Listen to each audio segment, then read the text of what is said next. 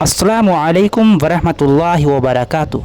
दोस्तों, जैसा कि आपको मालूम है, सऊदी अरब के लिए हज यात्रियों की रवानगी शुरू हो गई है। भारत से भी सऊदी अरब के लिए उड़ानें शुरू हो गई हैं। इसी बीच भारतीय अपने अपने घरों से एयरपोर्ट के लिए रवाना हो रहे हैं। तो दोस्तों, बहुत बड़ी खबर आ रही है और बड़ा हादसा हो गया है। दिल्ली मेरठ एक्सप्रेस वे पर गुरुवार देर रात को सड़क हादसा हो गया। हज यात्रियों से भरी मिनी बस एक ट्रक से टकरा गई।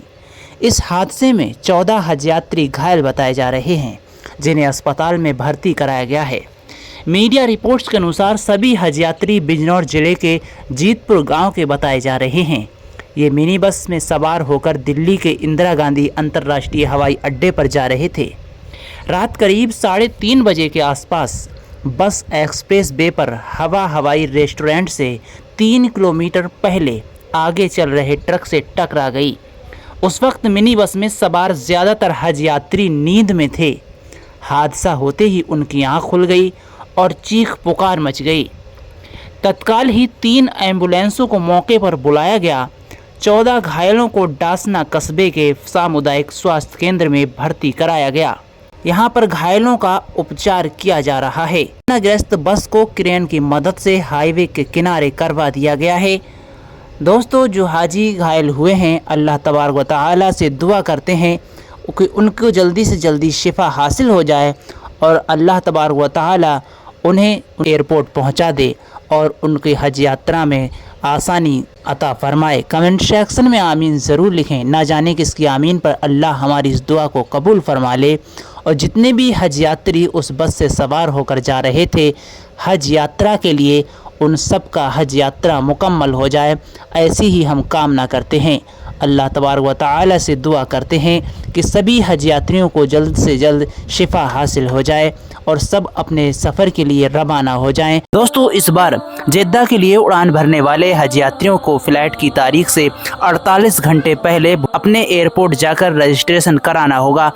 ऐसे में 19 मई को करीब 200 हज यात्री हज हाउस पहुँचेंगे। ये भोपाल की जानकारी आप तक मैं पहुँचा रहा हूँ। ये प्रदेश के अलग अलग ज़िलों से हैं। पहली हज फ़्लाइट 21 मई को है। हज यात्री अपने साथ कितना सामान ले जा सकते हैं, ये भी हम आपको जानकारी बताएंगे। हज कमेटी ने पहले ही इसकी जानकारी दे दी है। हज यात्रियों के ठहरने के लिए इंतजाम भी किए जा चुके हैं और बहुत अच्छी सुविधाएं की जा रही हैं। साथ आने वाले परिजनों के लिए भी दूसरी जगह व्यवस्था होगी। हज कमेटी के प्रभारी बताते हैं कि यात्रियों का सामान हज हाउस पर जमा कराया जाएगा। इसे एयरपोर्ट तक पहुंचाने के लिए कमेटी ने व्यवस्था की है। दोस्तों, हज यात्री अपने साथ कितना सामान ले जा सकते हैं, ये भी बहुत से लोगों के मन में सवाल ज़रूर होगा। तो जान लीजिए, हज यात्री अपने साथ अधिकतम 51 किलो सामान ले जा सकेंगे। सेंट्रल हज कमेटी के निर्देशों के तहत एक हज यात्री अपने साथ 22 किलो वजन के 2 बैग रख सकता है। एक हैंड बैग की भी अनुमति है, जिसका अधिकतम वजन 7 किलो तक होगा।